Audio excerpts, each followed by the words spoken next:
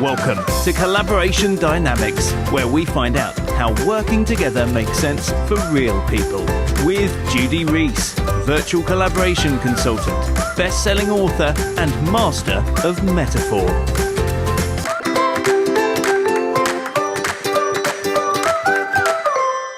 Hello and welcome to Collaboration Dynamics. I'm Judy Rees and with me today is Nick Williams.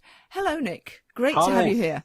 Oh, thank you so much for inviting me. I'm looking forward to this conversation. Well, I'm very excited to have you on the podcast. I want to talk about all the things that I know about you, but the tradition on this podcast is for me to ask you to introduce yourself. So would you like to say a little bit about yourself and the kind of collaborations you get involved in? Oh, that could take up the whole half hour just answering those two questions. Well, what I do in the world is I write and I speak and I coach and I mentor and I run a community. My passion is about helping us unwrap our own kind of gifts and potential. I do believe there's work we were all born to do and we've been put on this earth to do. So that's what I'm passionate about. I work a lot with leaders and helping leaders unwrap their gifts and the next chapter of their pioneering leadership. That's kind of where my heart is drawing me much more these days. I was thinking about this whole idea of collaboration. I can see so many different levels at which I see myself and see other people collaborating. So collaborating human to human, collaborating with inspiration and perhaps even different realms of consciousness, collaborating to create beautiful things in this world. So I see myself as learning to be a better collaborator, but having come from a place of thinking I needed to do everything on my own. So I would love to talk more about that journey from what I would call unhealthy independence to learning to be a better kind of partner and collaborator than I've ever been. That's a journey I suspect that we're all on to one extent or another. I think so, yeah. Well, certainly I have been, and I think many of us are, yeah. So given that it is a journey and given that it's incomplete, thank goodness, at the moment, when you are collaborating at your best, you're like what? I wish you could give me a multiple choice. Well, the word that came to mind is I'm a producer. Mm-hmm.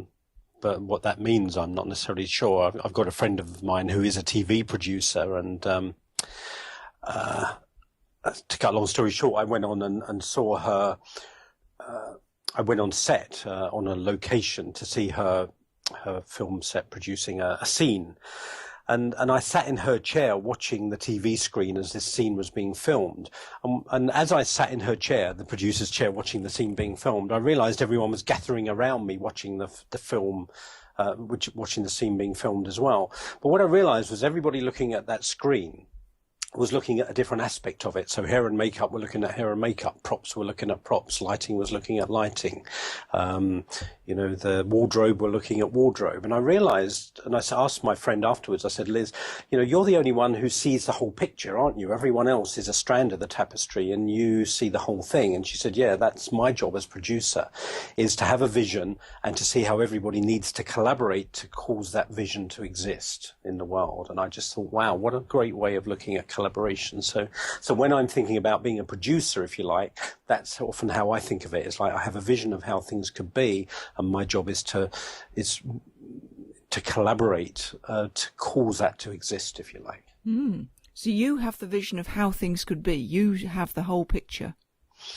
Sometimes, even though I'm saying that, I realise often I don't see the whole picture, but I see the picture unfolding or emerging, if you like. Mm-hmm.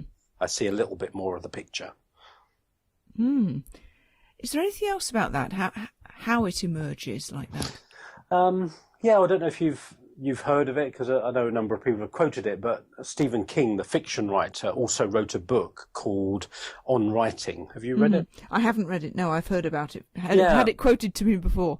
Yeah, so it seems to be doing the rounds of people quoting, but I love the metaphor that he uses, which is when he's writing a story or telling a story, he sees it as like being an archaeologist. So he'll look and he'll see a little bit of something poking out the ground, and he sees that as the beginning of the story.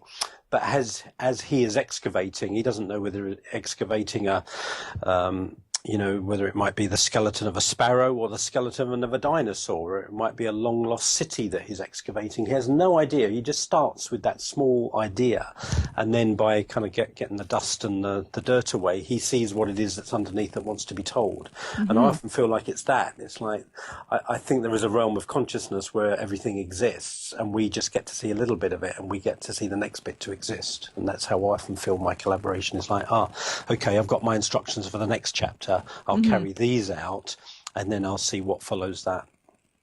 So you've just got the instructions for the next chapter. That kind of idea, yeah. And when you're a producer like that, and everyone's gathering round, and everyone else has a strand of the tapestry, and you've got more of the whole picture, is there anything else about the strands of the tapestry that other people have?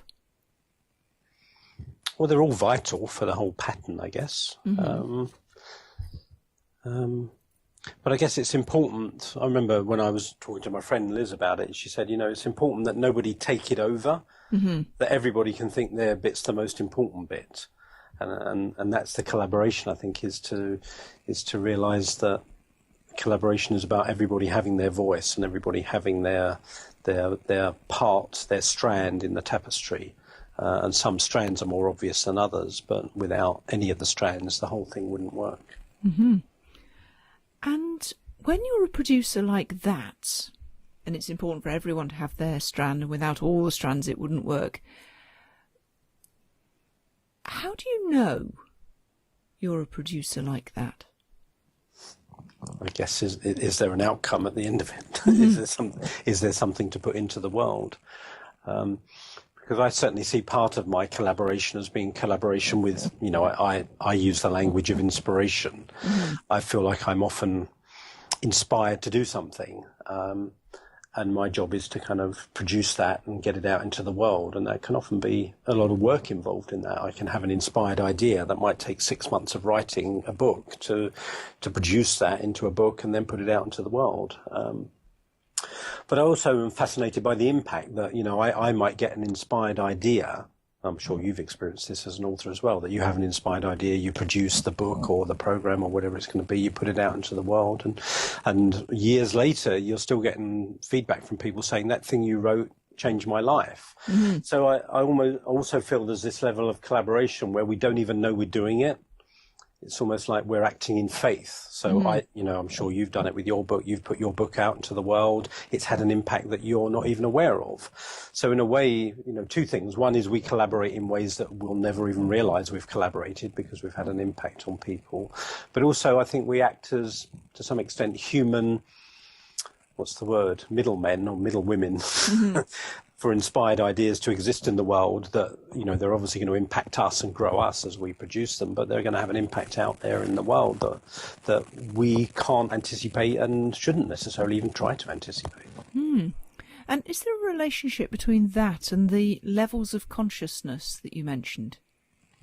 My personal kind of map of the world, whether it's true or not, I don't know, but it certainly worked for me, is that there is a level of consciousness where everything exists energetically right now. So whether it's my next book, whether it's, Adele's next song, whether it's Bruce Springsteen's next album or, Salman Rushdie's next book, whatever it's going to be, that already exists somewhere as an idea. And that inspiration is always looking for human collaborators to bring that idea into existence. So for me, there's a relationship between that realm of consciousness and us. And I think what most of us are good at doing, well, I was certainly good at doing it for years, was kind of crossing my arms and saying, you can't make me. You can't make me do this. It's too scary. It's too big. I refuse. So we can refuse to collaborate with inspiration. We can refuse to collaborate with each other. We can just kind of, go rebellious and say, no frigging way. And then what happens when you cross your arms and say no? One of the ways I tend to think of it is, I get to be king of my own misery. So I get to be in charge. So I get to be in control and not collaborate, but the consequence is I'm generally not very happy. I'm generally frustrated. I'm not nice to be around. I'm holding myself back. I'm not happy about myself and life particularly. I tend to be happiest when I'm collaborating either with inspiration, with that other realm of consciousness, bringing stuff into the world, or when I'm collaborating with other fellow human beings to do interesting projects together, or where I'm just hanging out, like we're having this conversation. To me, this conversation is a collaboration, and I love the way that the conversation emerges. So when you're saying no, you get to be king of your own misery. What happens to king when you're collaborating, when you are that producer? Blimey. Seems like a multi-layered question there. I'm afraid it is, but...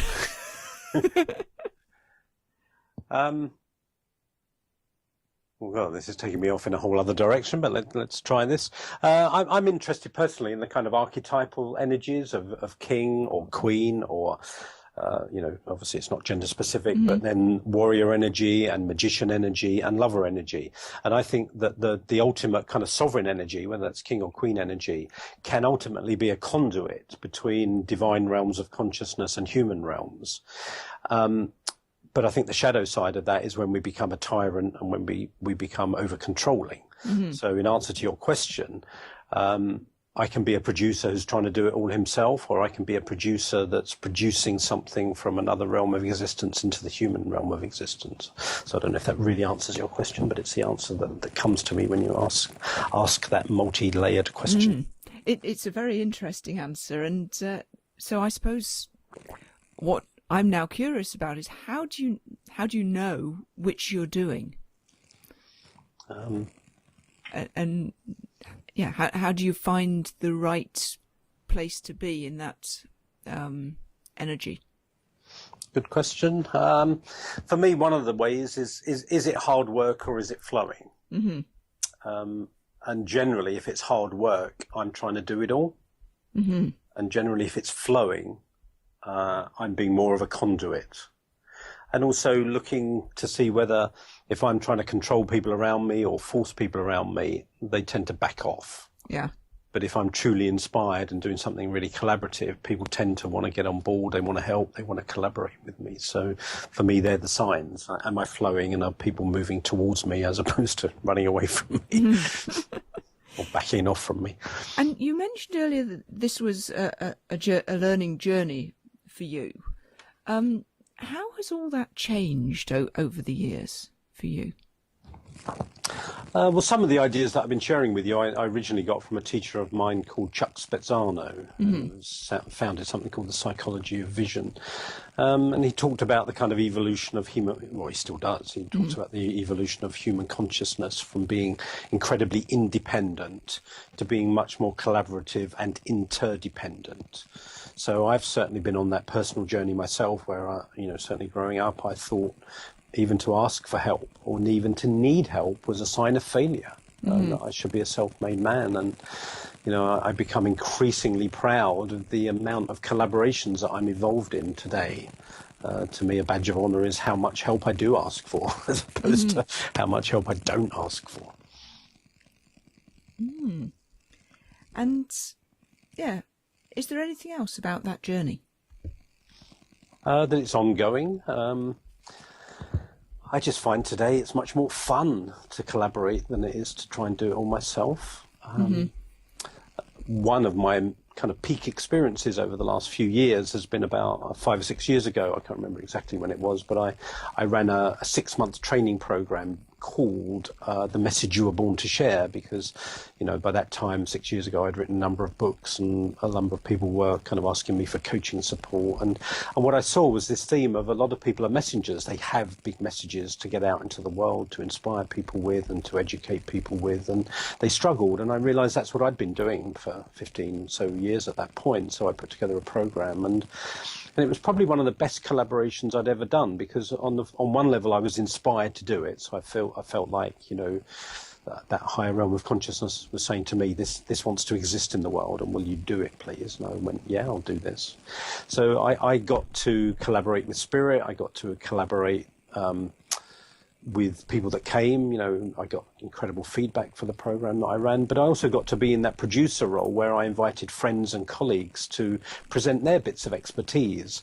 It was a 6-month program which I basically kind of divided up into 24 modules. So I probably presented 16 of those modules, and 8 were presented by friends and colleagues that I really like and I love working with and collaborating with. So to me, it just felt this wonderful collaboration between Spirit, between the clients, the people that were on the program and learning from it, from working with friends. And it was one of those kind of high point periods where I want to do more of this collaborating stuff. It's much more fun than doing it all on my own. Mm-hmm. And I think it's actually, to be honest, if it's a true collaboration, it's much more effective than doing it all on our own. Even if you think of a Bruce Springsteen, who's, the boss, he collaborates with presumably inspiration to get the ideas for his songs, and then he collaborates with his band and with producers and with record companies, with concert promoters. I think everything is so much more of a collaboration than most of us even realize. Even when we're self-made, it's a lie, to be honest. We tell ourselves we're self-made, and it's crap. We've had so many people influence us. So assuming that there are going to be people who are listening to this who are afraid to ask for help and are in that place where you were a few years ago, what changed? I mean, obviously you were in touch with Chuck Spezzano and you heard what he had to say, but is there anything else that changed? I think for me, I'm trying to find the language and the right words to use here. I think it was realizing how defended I was. Mm-hmm. And I thought my defenses kept me safe. But I think what I realized was my defenses were actually keeping me lonely and isolated. And so it's become a conscious choice to choose appropriately to dismantle my defenses and to let down my defenses. And one of the influences on me, one of my collaborations in a kind of funny way, has been a book called A Course in Miracles, which is kind of my spiritual path in many ways. I just find it a book of great comfort about how to undo fear and return to love. And one of the lessons in A Course in Miracles, it says, in my defenselessness does my safety lie. And I remember when I read that, it was like, oh, so the less defended I am, the safer I am. That's not how I was brought up. So I'm not saying I don't have defenses. I still have defenses, and just because somebody wants to collaborate, it doesn't mean it's the right thing to do. So I'm still, navigating that. I'm still learning, and I'm still, on that journey. But generally, my journey is to be less defended, more open, and more honest about what I think and feel and need. And for me, even sometimes to even be aware of what I need. That's sometimes a journey for me. It's like, I don't even know what I need. I know I'm stuck, or I know I've got a problem, but I don't even know what I need. So it's that increasing kind of emotional awareness, emotional intelligence, whatever you'd want to call it, to understand myself, my needs, where I'm hurt, where I'm wounded. And for me, it's been a long journey, and I'm still on that journey of realizing that I had defenses because I was feeling hurt and I was feeling pain. So the answer wasn't just to have defenses. The answer was to kind of let go of the pain bit by bit, so I would no longer need the defences, if that makes sense. Mm-hmm. And what strikes me in relation to that is it has to do with the idea of a king or a queen energy. Sort of archetypally imagine a king or a queen in their castle being strongly defended. And yet, and we're recording this on the occasion of the Queen's 90th birthday, she's probably safer not in a castle. In the Dutch bicycling monarchy is probably safer because they don't have those kind of defences. Yeah. Well, obviously, I guess there are risks, because, there are crazy people in the world that want to do each other harm. So, yeah, we're never going to be totally safe. But generally, I find that the more I'm dismantling my defenses, the more I can feel engaged with life, connected to other people, part of things, and for me, it has been, a long ongoing journey of, kind of breaking my own walls of what have sometimes been isolation. which I put up for good reasons, and now I'm dismantling for equally good reasons. But life for me, it just gets more fun and more juicy the more I realise where I'm defended and let down my defences. It gets more juicy and more fun and more enjoyable. And then what happens to the picture? So way back when we were talking about the producer having the big picture, having the vision and that kind of thing. So the more you let down your defences, what happens to the picture? Good question. Well, as you asked that question this time, what came to mind for me is that the big picture is about, I suppose my big picture of why we're here is we're here to undo fear and guilt and restore this world to love. So that's the big picture. And I think we do that by doing that in each of our own consciousnesses to start with. So I suppose when I say I've always got further instructions and next chapters, it's like I know the big picture is about how do I help play my little bit in restoring this world to love. And then I'm kind of given my next chapter of what I'm being asked to do towards that bigger goal. Yeah. And having explored all of that, is there anything else that strikes you about how you collaborate that you haven't already mentioned? Yeah, I was just scribbling down a few thoughts, and one here was, like one of my great inspirations has been somebody called Piccadilly, who was the founder of the Yoga Sutras, who wrote, I think about 2,300 years ago, he was alive. And I've been so inspired by a particular set of his words, a little quote that I came across about 30 years ago. And I'm just fascinated by the fact that, in a way, he and I are collaborating 23 centuries apart. His words still speak to me so deeply, even though he wrote them 2,300 years ago. And part of me just goes, isn't that an incredible collaboration? So I just get fascinated by the impact that we can all have on each other that we're not even aware of, both across time, across place, across history. That just fascinates me. It's like we just have no idea the impact that we're having on each other. And I'm also fascinated by things like prayer, where you can pray for people and they get better and all sorts of stuff, and they may not even know they're being prayed for. So, like the unconscious levels of collaboration where we all appear to be so interconnected that it's, I just find that fascinating. Yes, and the whole thing about reading, so what was the guy's name? Patanjali's book. Yeah. Resonating down the centuries. And, he's been dead a long old time. And playing that back and connecting it to what you were saying at the very beginning, where your books will influence people that you'll never know about. And my books influence people that I will never know about. And there are also influences that we don't know about at the time and then discover much, much later. Yeah. And it is a really fascinating interconnected web. And if we treat all of that as being collaboration, to what extent can we have the big picture of collaboration when there's a lot of it that we really will never know?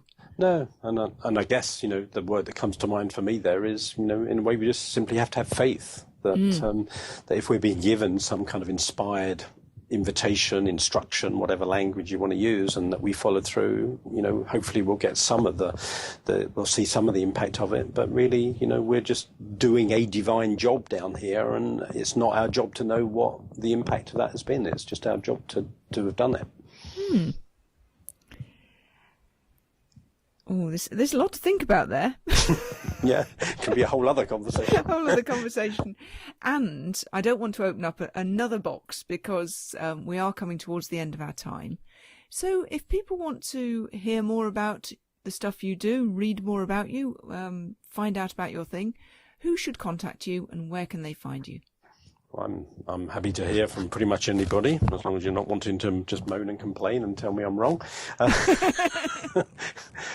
So yeah, the best way to get hold of me is through my website, which is I am, nickwilliams.com. Nickwilliams.com was taken, so I am Nick Williams, but it's also my kind of branding. And you can email me at nick@iamnickwilliams.com. And there's free stuff on my website. All my books are available there. Lots of free stuff. And I'm just happy to hear from pretty much everybody. Who I tend to work with, if people are interested, I tend to work with people that are either in leadership positions or have chosen to be, take up leadership in the world, who are kind of pioneering into the next chapters of what they're doing, who, my experience of pioneering myself for the last 30 years has been, there's lots of challenges and potential problems involved in pioneering, and I'm very aware of many of them, and I just love helping people kind of get through those challenges and problems and really show up in the world. With all sorts of exciting consequences, no doubt. Yeah, I just think my belief is the world needs all of us to show up with their gifts more, and I'm just doing my bit to help us all do that. Brilliant. Well, thank you so much for being on the podcast. It's been lovely to talk to you. Thank you for inviting me. I've really enjoyed it. No, who knows what will happen as a result of it? Who knows what collaboration this might have triggered in the world. So thank you very much. You've been listening to Collaboration Dynamics with Judy Rees. Ask your questions and leave your comments at judyrees.co.uk.